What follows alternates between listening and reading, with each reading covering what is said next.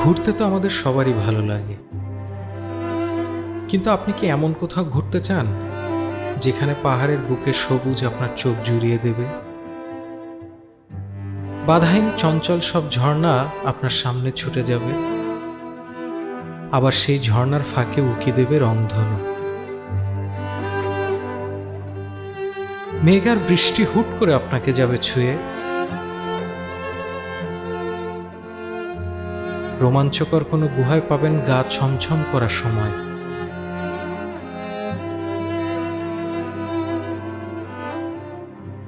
ঠিক ছবির মতো আঁকা কোনো দৃশ্য আপনার দিনের শেষকে করবে মোহনীয়। তাহলে তো সেই জায়গা আপনার ভালো লাগবেই। চলুন ঘুরে আসি চেরাপুঞ্জি।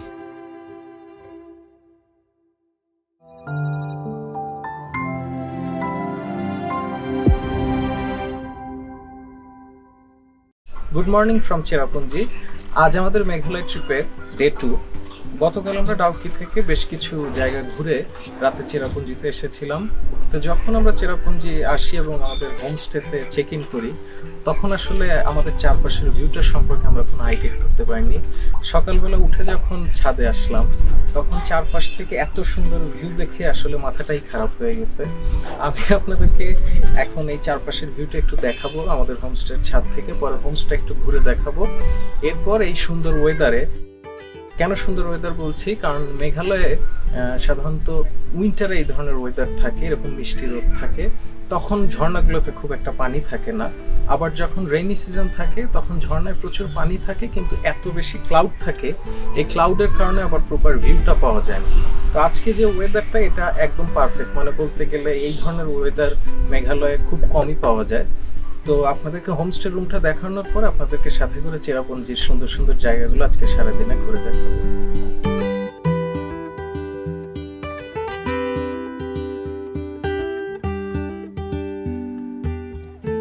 আমরা যে হোমস্টেতে ছিলাম তার নাম ইনসোহরা বেড অ্যান্ড ব্রেকফাস্ট। এটা মূলত 2 রুমের একটি ফ্ল্যাট, যার পুরোটার ভাড়া ছিল 1800 ইন্ডিয়ান রুপি। ওয়াশরুমে কমোড, গিজার, ছোট্ট একটা কিচেন সহ যে সকল বেসিক ফ্যাসিলিটিস দরকার তার সবই মোটামুটি এখানে ছিল। কমপ্লিমেন্টারি ব্রেকফাস্ট হিসেবে ছিল ব্রেড, বাটার অ্যান্ড টি।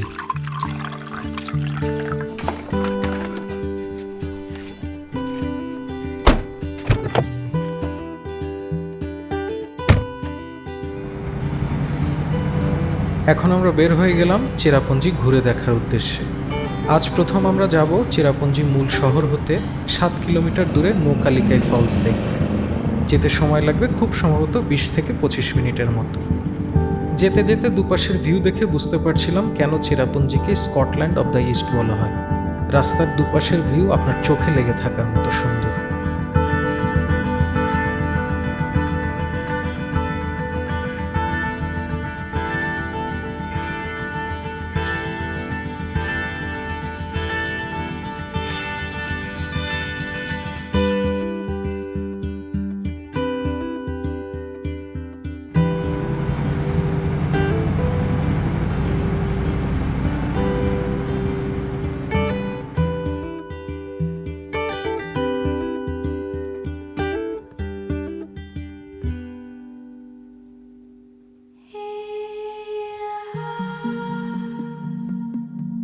অনেক বছর আগে লিকাই নামে এক মেয়ে ছিল।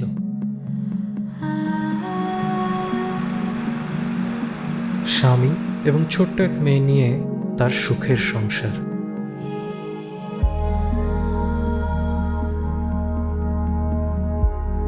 হঠাৎ করেই তার প্রথম স্বামী মারা যায়। যেহেতু খাসিয়ারা মাতৃপ্রধান পরিবার, তাই লিকাইকে কাজে যেতে হতো।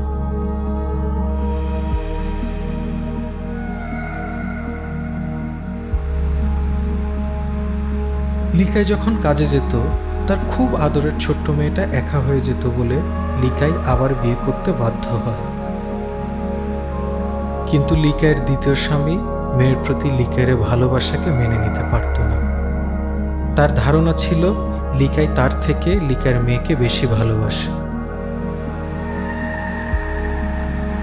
এজন্য একদিন লিকাই কাজে যাবার পর লিকার দ্বিতীয় স্বামী লিকার মেয়েকে কেটে রান্না করে ফেলে এবং লিকাই কাছ থেকে ফিরে আসার পর সেই মাংস দিয়েই লিকাইকে খেতে দেয়। লিকাই যখন এই ঘটনা জানতে পারে তখন প্রচণ্ড কষ্ট বুকে নিয়ে এই ঝর্ণার উপর থেকে লাফ দিয়ে সুইসাইড করে। এরপর থেকেই লিকাইয়ের নাম অনুসারে এই ঝর্ণার নাম হয়ে যায় নৌকা লিকাই ফলস।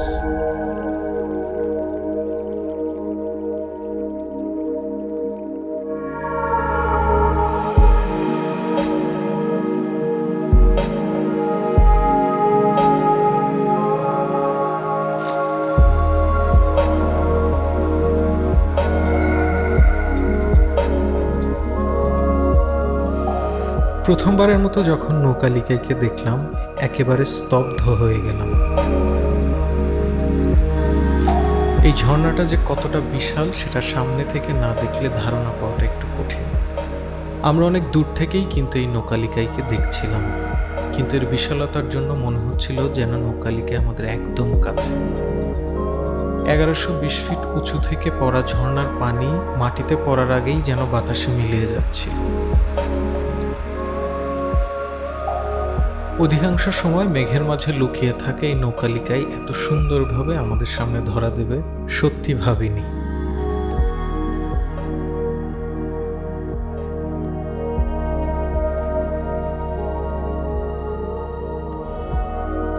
চোখের সামনে ভেসে বেড়ানো টুকরো টুকরো মেঘ, চারপাশে অবারিত সবুজ, নিচে রংধনু আর নৌকা লিকাই ফলস, সবকিছু মিলে এ ভিউ অবিশ্বাস্য।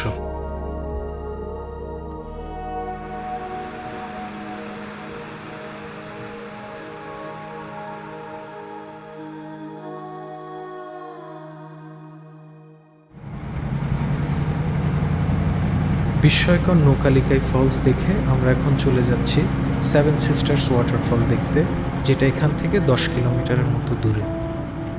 মোটামুটি 30 মিনিটের মতো সময় লাগার কথা। রাস্তার দুপাশের ভিউ বরাবরের মতোই সুন্দর।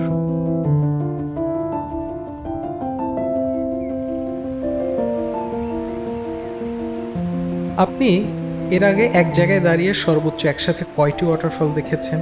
1টি, 2টি কিংবা 3টি? কিন্তু আপনি যদি চেরাপুঞ্জিতে আসেন এবং এই 7 সিস্টার ওয়াটারফল দেখেন তবে একসাথে 7টি ঝর্ণা দেখতে পাবেন। আর ঝর্ণাগুলোতে পানি মোটামুটি আছে, তবে বৃষ্টি আরও বেশি হলে এই ঝর্ণাগুলো আরও সুন্দর হয়ে ওঠে। যত বেশি বৃষ্টি হয় ঝর্ণার লাইনের পরিমাণ তত বাড়তে থাকে। আবার অতিরিক্ত বৃষ্টি থাকলে সারাদিন মেঘের জন্য অনেক সময় এই ঝর্ণাকে দেখাই যায় না। তাই আমরা যতটুকু ভিউ পেয়েছি তাতেই আলহামদুলিল্লাহ। আর উইন্টার সিজনে এখানে না আসাই ভালো, কারণ তখন শুকনো পাহাড় ছাড়া আসলে অন্য কিছুই দেখা যায় না। অনেকগুলো ঝর্ণার পানি একটা ঝিরিতে মিলিত হয়ে চলে যাচ্ছে পাহাড়ের নিচে। ওই যে নিচের গ্রামগুলো দেখে আমাদের মতো আপনাদেরও হয়তো প্রশ্ন আসছে, এত নিচে ওরা যায় কিভাবে? অনেকগুলো ভিউ পয়েন্ট থেকেই আপনারা 7 সিস্টার ওয়াটারফলকে দেখতে পাবেন এবং এর জন্য কোনো এন্ট্রি ফি নেই, শুধুমাত্র 50 রুপি পার্কিং ফি দিতে হয়। পাহাড়ের পরে যে প্লেন ল্যান্ড, ওটা কিন্তু আমাদের বাংলাদেশ।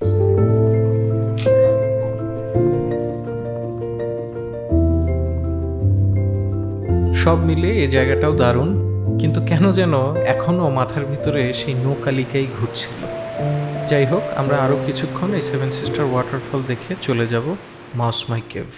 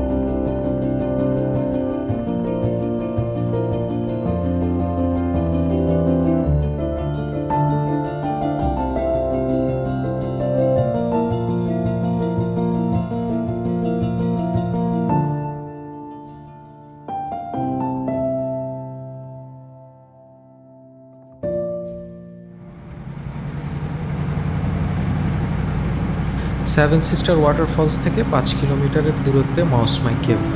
এখানে প্রথমে আপনাদেরকে 50 রুপি পার্কিং ফি দিতে হবে, এরপর জনপ্রতি 30 রুপি করে টিকিট কেটে আপনারা ভিতরে ঢুকতে পারবেন।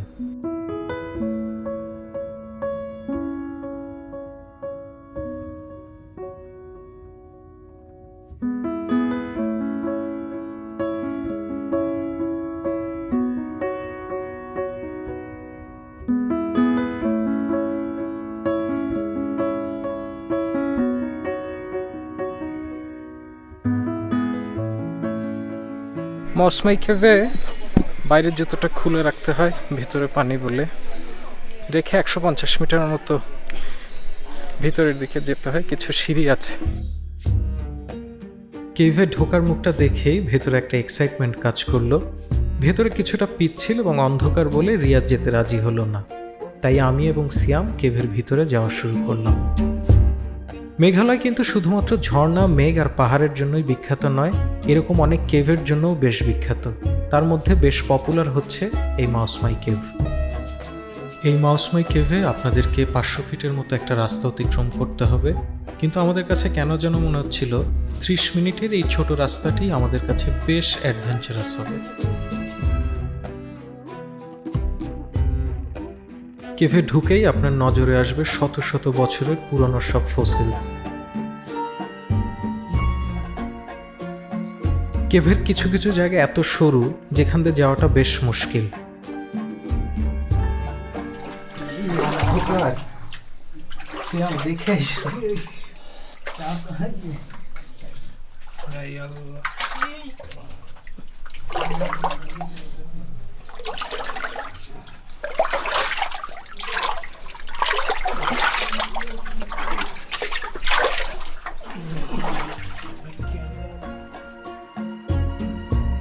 আবার কিছু জায়গা এমন আছে যেখানে আপনাকে প্রায় হামাগুড়ি দিয়েই যেতে হবে। বাবা, মাথা সাবধান।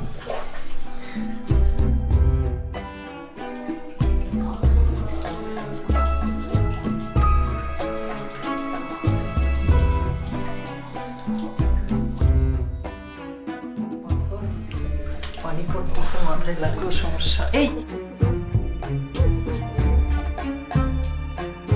সিয়াম কই?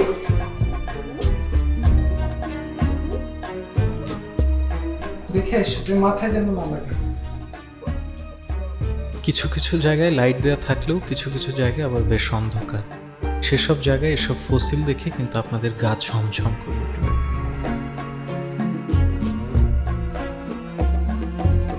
এই পথটা যাওয়ার সময় কোনোভাবেই তাড়াহুড়ো করা যাবে না, কারণ পুরো পথেই ফোঁটা ফোঁটা পানি পড়ার কারণে পাথরগুলোতে দেখে পা ফেলতে হবে।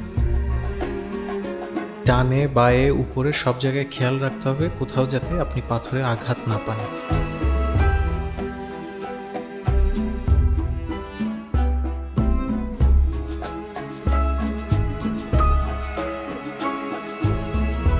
কিছু কিছু জায়গায় আবার এরকম ফাঁকা দিয়ে সূর্যের আলো গুহার ভিতরে আসছে। মাউসমাই কেভে না গেলে আসলে বুঝতেই পারতাম না দিনের আলো কখনো এত সুন্দর হতে পারে।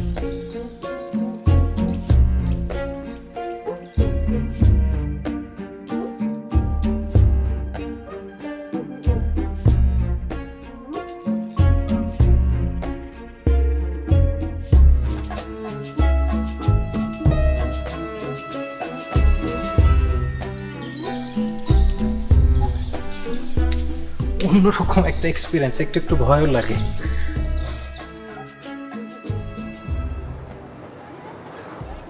মাউসমাই কেভে আজব এক এক্সপিরিয়েন্স পাওয়ার পর আমরা পাশেই স্প্রিং রেস্টুরেন্টে আমাদের লাঞ্চ সেরে নেই। আমরা 140 ইন্ডিয়ান রুপি করে 3টা চিকেন ফ্রাইড রাইস অর্ডার করেছিলাম, যেগুলোর টেস্ট মোটামুটি ভালো ছিল। চেরাপুঞ্জি আসবো আর বৃষ্টি হবে না তা তো হতে পারে না। আমরা মাউসমাই কেভ থেকে লিংশায়ার ঝর্ণা দেখতে যাওয়ার পথেই বৃষ্টি নেমে গেল। কিছুক্ষণ বৃষ্টি হচ্ছে, আবার বৃষ্টি থেমে যাচ্ছে, বৃষ্টি হচ্ছে, আবার বৃষ্টি থেমে যাচ্ছে। দূরে দেখা যাচ্ছে মেঘ। রাস্তায় গাড়ি থামিয়ে দাঁড়িয়ে মেঘ দেখছিলাম আর ভাবছিলাম একটা দৃশ্য এতটা সুন্দর কিভাবে হয়। কি যে সুন্দর একটা আবহাওয়া ছিল সেটা আসলে বলে বোঝানো যাবে না।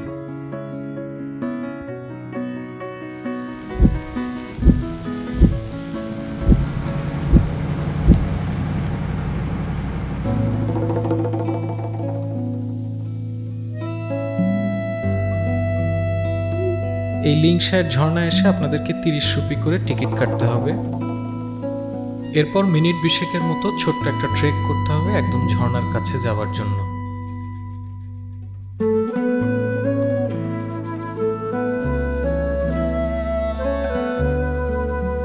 আজকের সারাদিনে দূর থেকে বেশ কিছু অপূর্ব সুন্দর ঝর্ণা দেখলেও প্রথম কাছ থেকে আমরা যে ঝর্ণাটা দেখলাম সেটা হচ্ছে লিংশায়ার। একদম মনে হচ্ছিল ছবি এঁকে রেখেছে কেউ।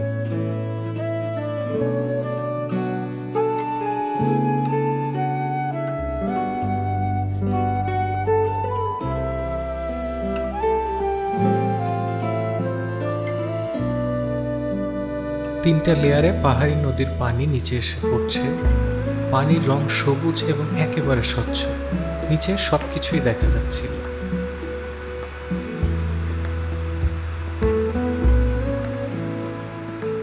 লিংশায়ার আকারে ছোট হলেও কিন্তু সৌন্দর্যে কোনো অংশে কম না। আর লিংশায়ারের সৌন্দর্য আমরা আরো বেশি সুন্দরভাবে উপভোগ করতে পারছিলাম, কারণ আজকে আমরা যতগুলো জায়গায় গিয়েছিলাম সবচেয়ে কম টুরিস্ট ছিল এখানে। আমরা সহ সর্বোচ্চ 7-8 জন লোক ছিল। আর সেই নীরবতাই এই জায়গাটিকে করেছিল আরো অনেক অনেক বেশি সুন্দর।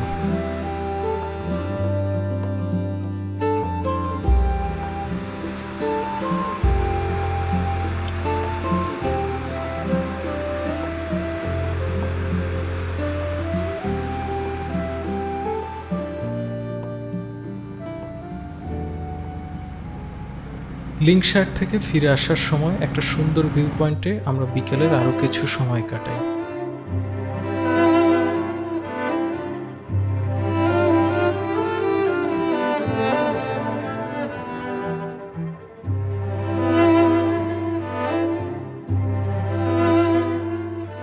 এরপর আমরা চলে যাই মেঘালয়ের এক আজব গ্রামে, যেখানে মানুষকে নামের বদলে সুরে সুরে ডাকা হয়। পরবর্তী এপিসোডে সেই আজব গ্রাম আমাদের সাথে ঘুরে দেখতে চাইলে চ্যানেলটি সাবস্ক্রাইব করে রাখতে পারেন।